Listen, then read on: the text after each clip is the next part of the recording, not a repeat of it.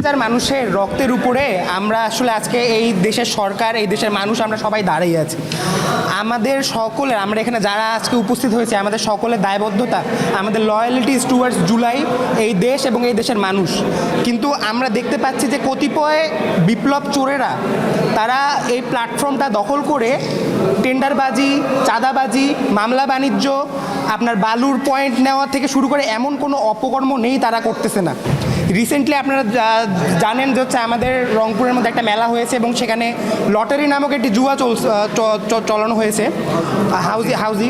তো সেখান থেকে মানে প্রথমে আমরা সবাই প্রতিবাদ জানিয়েছিলাম যে আসলে এখানে তো আমাদের যারা গরিব মানুষের আছে তারা সবাই ধ্বংস হয়ে যাচ্ছে। তো আমরা আমাদের আহ্বায়ককে, জেলার এবং মহানগর থেকে যারা আছে, মহানগরের আহ্বায়ক এবং 4 জন যারা আছে পদ্মারি, সবাইকে বলা হয়েছে ভাই আপনারা কিছু অ্যাকশন নেন। তারা প্রথমে দৌড়াদৌড়ি করলো, কিন্তু তারপর যখন তাদের কাছে মানে মেলার লোকেরা যখন তাদেরকে রিচ করলো, নেগোসিয়েশন করলো, তারা টাকা নিয়ে তারপর সব কিছু ধামাচাপা দিয়ে দিল। আমার কাছে প্রমাণ আছে, তারা হচ্ছে 14 লাখ টাকা নিয়েছে। আমরা প্রমাণটা একটু পর আপনাদেরকে দিয়ে দিব।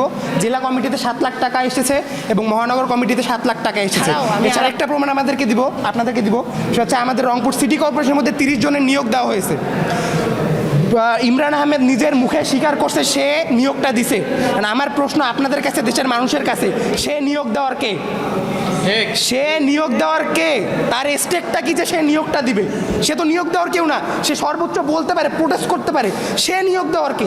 সে ওখানে যে স্ট্যান্ডবাজি করে সে 30 জনের নিয়োগ দিচ্ছে। কয় টাকা খাইছে সে এভিডেন্স আমি জানি না, সে ডিটেলসও আমি জানি না। অবশ্যই টাকা খেয়েছে, টাকা ছাড়া তো সে নিয়োগ দিবে না ফ্রিতে।